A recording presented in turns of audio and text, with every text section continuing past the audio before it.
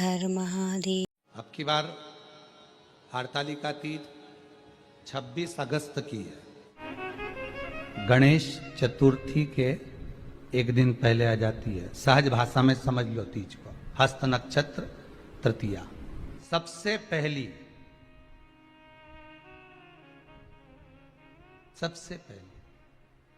हरतालिका पूजन, भगवान शिव की आराधना किसने करी थी? माता पार्वती। कितना कितना शास्त्रों में हमारे यहाँ माँ पार्वती के पूजन का विधान कहा गया। अब कोई कहे कि केवल ये नारी का उपास है, कोई कहे कि तीज का व्रत केवल स्त्री का है, हरतालिका तीज करे तो नारी का व्रत है, चतुर्थी का व्रत करे तो नारी का व्रत है, छठ का व्रत करे तो नारी का व्रत है, तीज का सातुड़ी तीज का व्रत करे तो नारी का व्रत है। ना ना ना ना, यदि पार्वती मंगल की कथा को आप पढ़ेंगे सुनेंगे तो उसमें वर्णन आता है पार्वती जी जितने व्रत धारण करती है वो पार्वती जी की मां मैनावती हिमालय राज उनकी भी 71 पीढ़ी को पार कर देती है और पार्वती जी खुद के ससुराल की भी। जितने गण शिव महापुराण की कथा कहती है पार्वती जी के एक व्रत धारण करने से, मां जगत जननी के एक व्रत उठाने से, तीज का व्रत अगर मां पार्वती जी करती है तो शंकर भगवान के पास में जितने भूत प्रेत डाकनी पिशाचनी चुड़ैल भयंकर गण होते हैं, पार्वती जी अपने व्रत के बल से उन भूत प्रेत को भी मुक्त कर देती है। इतना बल माता पार्वती के व्रत में होता है। इतना बल।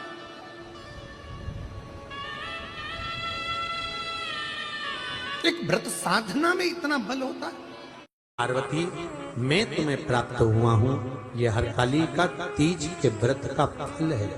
शिव जी कहते हैं पार्वती जो नारी हरतालिका तीज के व्रत का स्मरण करती है, फुलेरा जो बांधा जाता है उसमें 5 माला से ज्यादा माला लटकना चाहिए, 5 से कम नहीं। कितनी? जैसे माला जो लटकाते हो वो 5 से ज्यादा होना चाहिए। 5 तो जया विषहरा शामली बारी दौतली देव, इससे अधिक होगी चलेगा, पर इससे कम फुलेरे के अंदर माला नहीं होना चाहिए महाराज। दूसरा, फुलेरा जहां हरतालिका व्रत हो वहीं पर बांधा जाता है। हरतालिका तीज का व्रत एक ऐसा व्रत होता है जो मरते दम तक रहता है। इस व्रत को छोड़ा नहीं जाता। ये नहीं कि सियोर वाले गुरुजी ने कहा और अपन ने एक बार कर लिया और अगली बार वो व्रत गायब हो गया, ऐसा नहीं होता। हरतालिका तीज अखंड सौभाग्य के लिए, वंश वृद्धि के लिए, कार्य सिद्धि के लिए और कुंवारी कन्याएं उत्तम वर प्राप्ति के लिए, आनंद सुख के लिए करती हैं। ऐसा नहीं है कि केवल स्त्री ही करती है। जब नारी किसी कारणवश व्रत नहीं कर पाती तो पुरुष इस व्रत को धारण करते हैं। आप सब अपने हृदय से मन से इस व्रत को कर कर अपने जीवन को सार्थक बनाइएगा। जो करते हैं, कितने लोग करते हो? जरा हाथ उठाइए। हरतालिका तीज इतने सारे करते हो? अरे बाबा कर लो, प्रणाम प्रणाम, आपको बहुत बहुत नमन करता हूं, बहुत बहुत सारा। फुलेरा बांधते हो? नहीं, अब की बात बांधना। मंदिर में करते हो तो मंदिर में, घर में करते हो तो घर में। फुलेरा वंश की वृद्धि करता है, फुलेरा अखंड सौभाग्य देता है, फुलेरा मन की कामना को पूर्ण करता है। जो बेटियां जिनका विवाह नहीं हो रहा हो या बेटे जिनका विवाह नहीं हो रहा हो, वो 7 स्थान पर कहीं फुलेरा बंधा हो तो फोन लगाकर पूछना कहाँ बंधा है, वहां का दर्शन करना। एक फूल में हल्दी कुंकू लगाकर शिव जी को चढ़ाकर फिर वहां से जाना। 7 स्थान के फुलेरे का दर्शन अवश्य करिएगा। जो व्रत नहीं करते हैं उनसे निवेदन है, कहीं हरतालिका हो रही हो तो वहां बैठकर अगर भजन हो रहे हो तो थोड़ी देर भजन गाने चले जाना। अपने मोहल्ले में, कॉलोनी में, सोसाइटी में कहीं हरतालिका तीज का व्रत हो रहा हो तो 2-4 मिनट जाकर दर्शन जरूर करना, जिससे भोलेनाथ आपका अखंड सौभाग्य करे और आपके मन की कामना पूर्ण करे।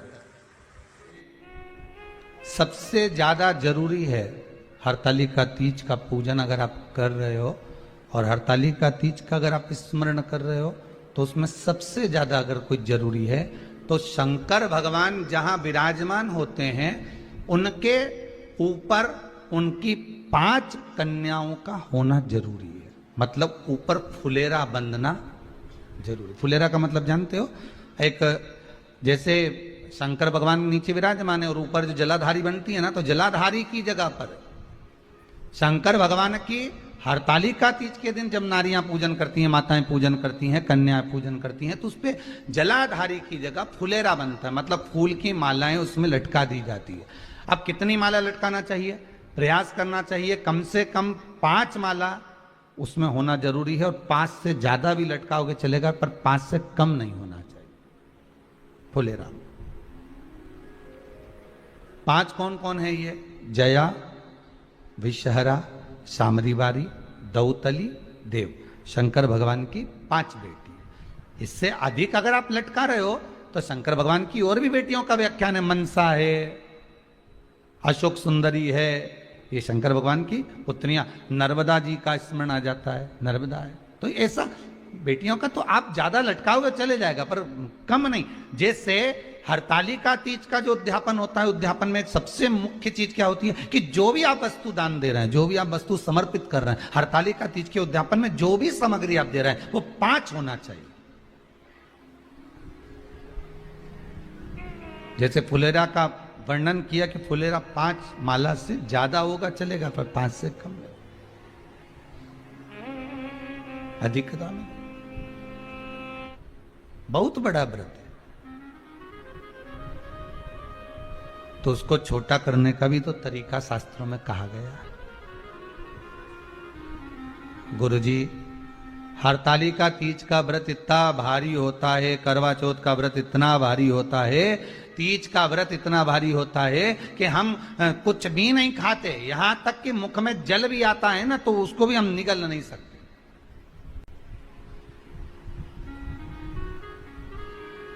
अब इतना भारी व्रत,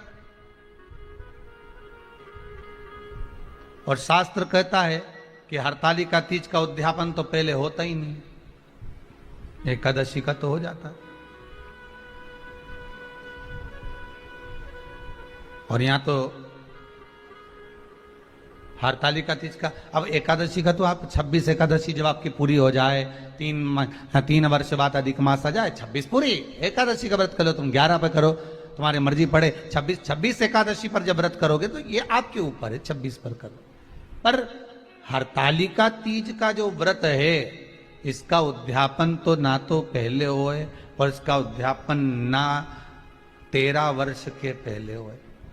इसका उद्यापन तो जब तक कन्या हो, चाहे स्त्री हो, चाहे नारी हो, चाहे पुरुष हो, हरतालिका तीज का अगर उसको उद्यापन करना है तो 13 वर्ष तक तो आपको व्रत करना ही पड़ेगा, उसके बाद ही इसका उद्यापन होता है।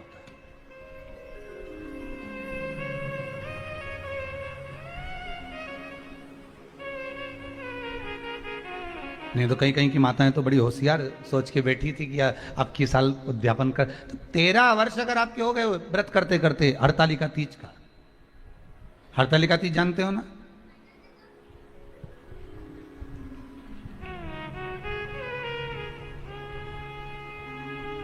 तेरह वर्ष अगर आपके हो गए भगवान की भक्ति को धारण करते करते,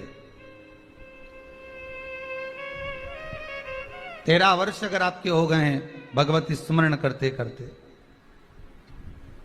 उसके बाद में आप बड़े प्रेम से, बड़े आनंद से आप व्रत का उद्यापन करो, कोई मना नहीं। पर यदि आप उद्यापन कर रहे हो और आपका मन है कि मुझे उद्यापन करना ही है, तो 13 वर्ष तक जिस भाव से आप भगवान का व्रत कर रहे हो, साधना कर रहे हो, स्मरण कर रहे हो, उसी भाव से आप उसको करें। घर पर या मंदिर में आप शिव जी की जब आराधना करें तो उसके ऊपर फुलेरा बंधा होना चाहिए। जैसे ये शिवलिंग आपने बनाया, बालू रेत का, मिट्टी का जो शिवलिंग का निर्माण करा है, उस शिवलिंग का निर्माण करने के बाद में आपके मध्य में जब आप शिवलिंग बनाते हो घर के अंदर हॉल में या मंदिर में, तो ऊपर कोई कुंडी वगैरह लगी हो, पंखा लगा हो, उस पे से रस्सी बांध कर लेकर आकर इस फुलेरे को इस तरह से शिव जी के ऊपर लटकाया जाता है। इसको फुलेरा कहते हैं। ये भगवान शंकर का अखंड सौभाग्य देने का फुलेरा होता है, जिसको माता पार्वती जी, उमा, कात्यायनी देवियों ने इसका स्मरण किया। एक गोल होता है, ये भी चौकोर, गोल, चौकोर, तिरछा, जिस तरह से भी बनाना हो, पर शिव जी के ऊपर नीचे शंकर भगवान होते हैं। ये थोड़ा ऊंचा, जिससे पूजन भी आराम से हो जाए, इसको ऊंचाई की ओर लगाया जाता है, जिससे भगवान, जैसे अपन जलाधारी लगाते हैं, उसी तरह से इस फुलेरे को लगाया जाता है। तो इस फुलेरे में कहीं ना कहीं पत्तियों को भी लगाना चाहिए। माला के साथ में कोई आम की पत्ती हुई, अशोक की पत्तियां हुई, उसका भी स्मरण इसमें आता है महाराज, उसका भी स्मरण। जैसे भगवान देवाधिदेव महादेव का शिवलिंग का जब दर्शन हो गए सबको फुलेरा का, अरे जम के तो बोलो, हो गए ना। और जितने लोग आस्था पर सुन रहे हैं, जितने लोग फेसबुक यूट्यूब पर सुन रहे हैं, अगर आपके स्मरण में फुलेरा नहीं हो तो उसका दर्शन अवश्य करिएगा। शिव मंदिर में अगर जलाधारी भी लगी हुई है तो जलाधारी से फूल बांधकर नीचे की ओर लटकाना चाहिए, पर लटकाना चाहिए, फुलेरा बनाना चाहिए।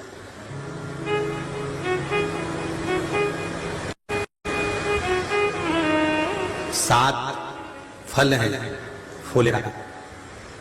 कितने फल हैं? सात। ध्यान दीजिएगा। पहला,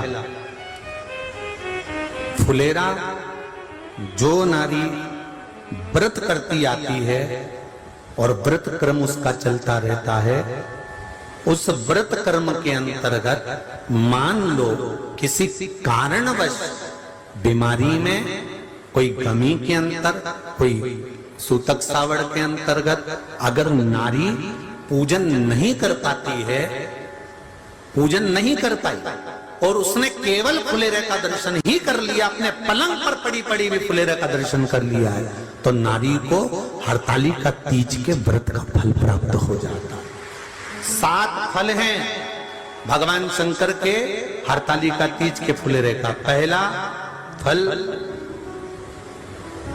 व्रत का मूल। दूसरा,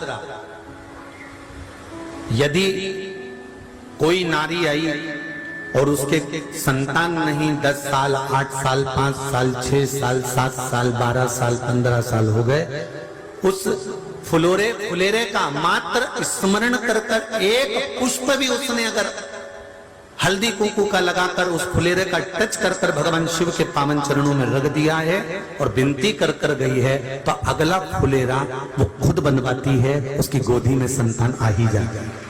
अगला फुलेरा वो खुद बनवाएगी, के जाएगी, जीजी अगली बार फुलेरा मेरी तरफ से बनवा देना, मंदिर में फुलेरा मेरी तरफ से लगवाना, अगली बार जब तुम पूजन करो तो फुलेरा मेरी तरफ से बनवाना। ये फुलेरे का महत्व। तीसरा, महाराज हम कोई दान, गौदान, हरतालिका तीज की किताब है आपके यहाँ, जो लोग पढ़ते होंगे हरतालिका तीज की किताब, उसमें लिखा है ब्राह्मण देव को ये दान देना है, ऐसा दान देना है। अब कोई गरीब है, कोई साधारण है, नहीं है किसी की कैपेसिटी, नहीं दे सकता, तो क्या होता है? तो कहा हम गौदान नहीं कर पाते, हम स्वर्णदान नहीं कर पाते, हम वस्त्रदान नहीं कर पाते, हम मुद्रा दान नहीं कर पाते, हम अन्नदान नहीं कर पाते, हम ये सारे दान अगर नहीं भी कर पाते हैं, तो शिव महापुराण की कथा कहती है तीसरा फल फुलेरे का है कि मात्र फुलेरे का दर्शन, स्पर्श कर लेने से सारे दानों का पुण्य फल प्राप्त हो जाता है। ये तीसरा फल फुलेरे। अब हरतालिका तीज का फुलेरे का चौथा महत्व है महाराज। चतुर्थ महत्व हरतालिका तीज के फुलेरे का है, जो कुंवारी कन्या हरतालिका व्रत करती है, पहली बार जो हरतालिका तीज का व्रत करती हैं, या हरतालिका तीज का उद्यापन कर देती हैं